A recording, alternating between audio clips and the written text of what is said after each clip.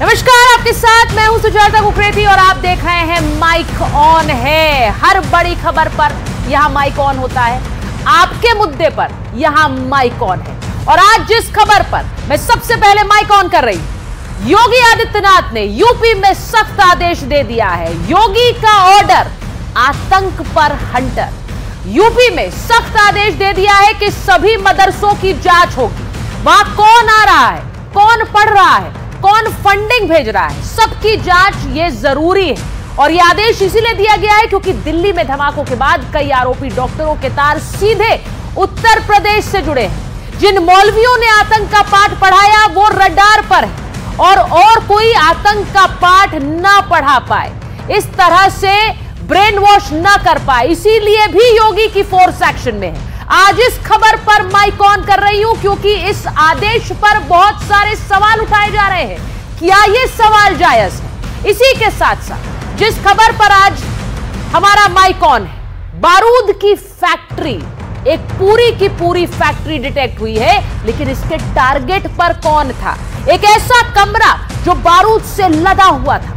इस बारूद की फैक्ट्री के निशाने पर आखिर कौन था, कौन सी जगह थी? आज इस खबर पर माइक ऑन कर रही हूं क्योंकि अगर अभी भी विस्फोटकों से लदा हुआ ये कमरा सामने आ रहा है तो क्या ये जांच जरूरी नहीं है? आज माइक ऑन इसी सवाल पर कर रही हूं।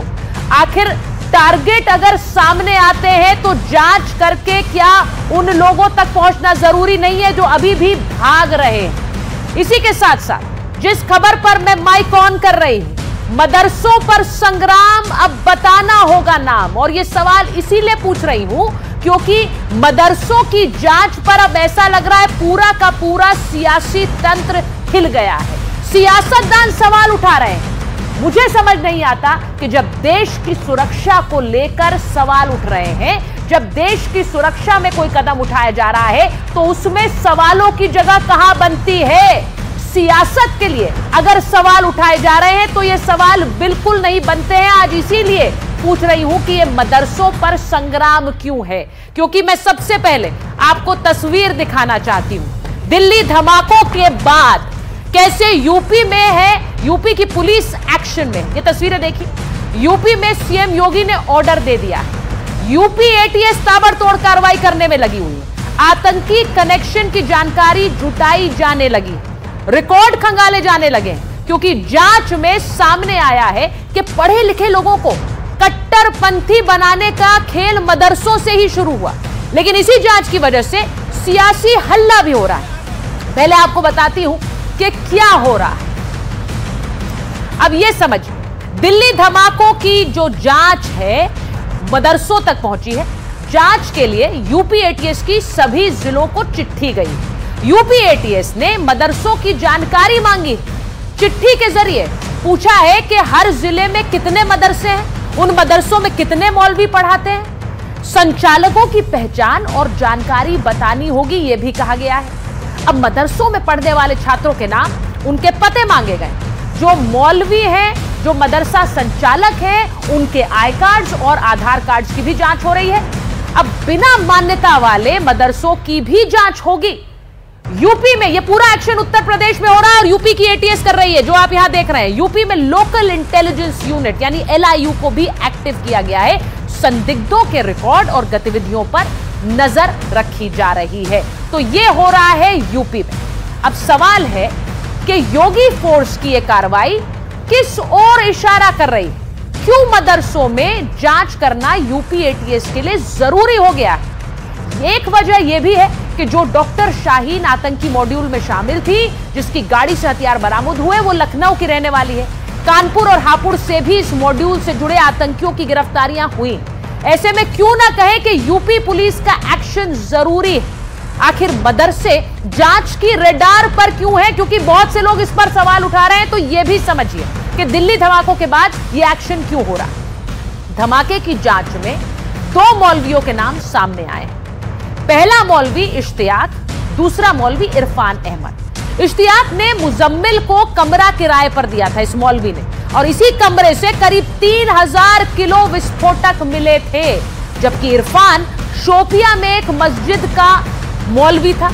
पढ़े लिखे नौजवानों को कट्टरपंथी बनाने का काम उसी का था। अब मुजम्मिल को भी इरफान ने ही कट्टरता का पाठ पढ़ाया था। इरफान खास विचार वाले लोगों की पहचान करता था, ये इनकी मोडस ऑपरेंडी थी। पहले ये देखना कि कौन किस तरह से सोचता है, कौन कितनी बार मस्जिद जा रहा है, इस पर भी नजर रखते थे।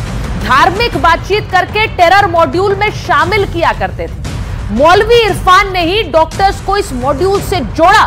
मौलवियों का नाम सामने आने पर मदरसे तक अब जांच पहुंची है। तो ये आपको इसलिए बता रही हूं क्योंकि बहुत से लोग बोल रहे हैं कि क्यों मदरसों की जांच हो रही है, क्यों मौलवियों से पूछताछ हो रही है। इसको बताने के पीछे सीधा सीधा मतलब ये है। अब इन तस्वीरों को भी देखिए जो बता रही हैं कि आतंकियों की साजिश कितनी बड़ी थी। ये जो आप तस्वीर दे रहे हैं, बोरों में रखा हुआ विस्फोटक, पूरा कमरा विस्फोटक से भरा हुआ। ये तस्वीर आज सामने आई है। सोचिए इतना विस्फोटक एक कमरे से मिला है, इससे कई शहरों में धमाके किए जा सकते थे। आतंकी मुजम्मिल ने इस विस्फोटक को एक कमरे में छिपा कर रखा हुआ था। इसका वीडियो अब सामने आ गया है। अल फलाह यूनिवर्सिटी से यह महज 3 किलोमीटर दूर था और यहां सोचिए पूरे देश को दहलाने का जो पूरा सामान था वो लदा हुआ था। एक आटा चक्की भी आपको दिखाती।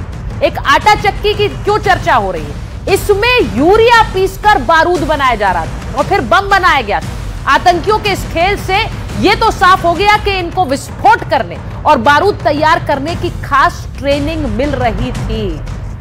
अब आपको बताती हूं कि हो क्या रहा था। फरीदाबाद से बरामद हुआ था तकरीबन 3000 किलो विस्फोटक। 10 नवंबर को डॉक्टर मुजम्मिल की निशानदेही पर यह एक्शन शुरू हुआ। कई बड़े धमाके करने के लिए जुटाया गया था विस्फोटक। बारूद पीसने के लिए मुजम्मिल ने आटा चक्की लगा रखी। आटा चक्की से यूरिया को पीसता था। कोई सोचता भी नहीं होगा लेकिन यह व्यक्ति कर रहा था। आतंकी मुजम्मिल पीसे हुए यूरिया में केमिकल मिलाकर विस्फोटक बना रहा था।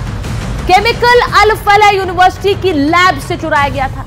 अब सवाल यह है कि क्या बड़े हिंदूवादी नेता टारगेट पर थे, क्योंकि ऐसी खबर पिछले दिनों आई। धार्मिक तनाव पैदा करने के लिए क्या बड़े बड़े मंदिर जैसे कि अयोध्या का राम मंदिर निशाने पर था? सवाल यह है। और मैं इसीलिए कह रही हूं कि सोचिए जब इतनी बड़ी साजिश का खुलासा हो रहा है तब भी जांच पर सवाल उठाने वालों की कमी नहीं है। यूपी में मदरसों की जांच होगी तो समाजवादी पार्टी कहती है नफरत फैलाई जा रही है। मौलाना कहते हैं धर्म को टारगेट कर रहे हैं। आज आप तय करिए आपकी सुरक्षा के लिए जांच जरूरी है या नहीं। मैं इसी खबर पर सारे माइक ऑन कर रही हूं। ये जल्दी से रिपोर्ट देखिए।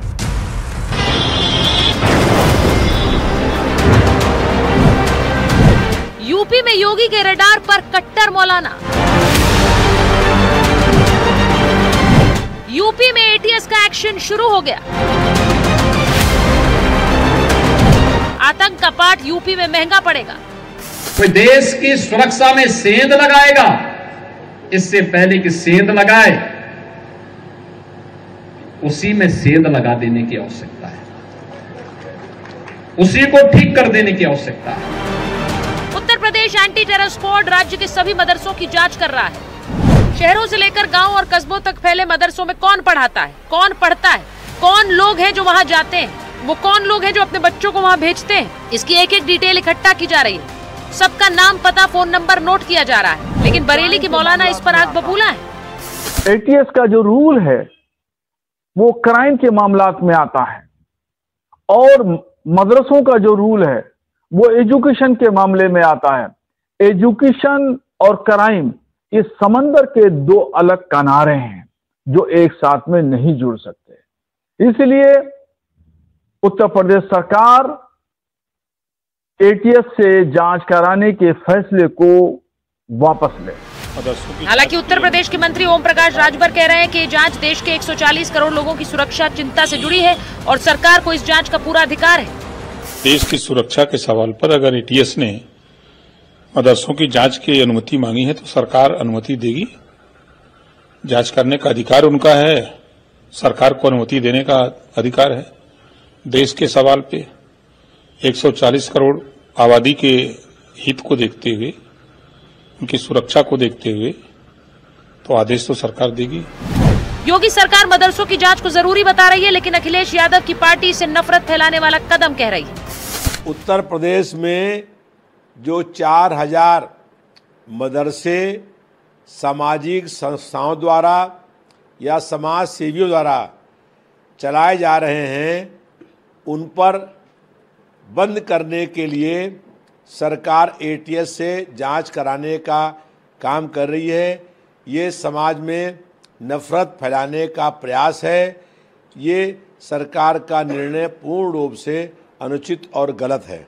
उत्तर प्रदेश के मुख्यमंत्री उत्तर प्रदेश की सुरक्षा के लिए हमारे यहाँ की जो फोर्सेस हैं उनको खुली छूट दी है कि वो किसी भी शिक्षण संस्था की किसी की भी जांच कर सकते हैं। उत्तर प्रदेश के अंदर किसी भी तरह के अतिवादी संगठन या आतंकवादी संगठन के पांव नहीं जमने चाहिए। लेकिन इस जांच के बीच कुछ ऐसे बयान भी आए जिन्होंने विवाद बढ़ा दिया। योगी सरकार के मंत्री रघुराज सिंह ने कहा, देश में कोई भी अल्पसंख्यक संस्थान नहीं होना चाहिए। जैसे बाकी सब लोग पढ़ते हैं वैसे ही ये लोग पढ़ें, क्योंकि ये अल्पसंख्यक के नाम पे अत्याचार, व्यभिचार, बलात्कार ये सब कुछ करते हैं और मस्जिदों पे तो ताले लग जाने चाहिए। उधर अयोध्या के हनुमानगढ़ी के महंत राजू दास तो मदरसों पर बुलडोजर चलाने की बात कह रहे हैं। मदरसे पे बुलडोजर चलाओ या तो फिर मदरसे में इतिहास, भूगोल, नागरिकता, समाजशास्त्र का पठन पाठन कराओ, या तो फिर भारत से मुसलमानों को बाहर करो, या तो फिर उनको अपने संस्कृति पे लाने का प्रयास करो। दिल्ली ब्लास्ट के बाद एक्शन भी है और बयानों से विवाद भी, लेकिन सबसे बड़ा सवाल ये है कि अगर देश की सुरक्षा में मदरसों की जांच हो रही है तो उस पर क्या आपत्ति होनी चाहिए। बात अगर देश की सुरक्षा की है तो मदरसों की जांच पर एतराज क्यों है। और सबसे बड़ा सवाल ये कि देश में क्या मिलकर कट्टर सोच से लड़ना जरूरी नहीं है।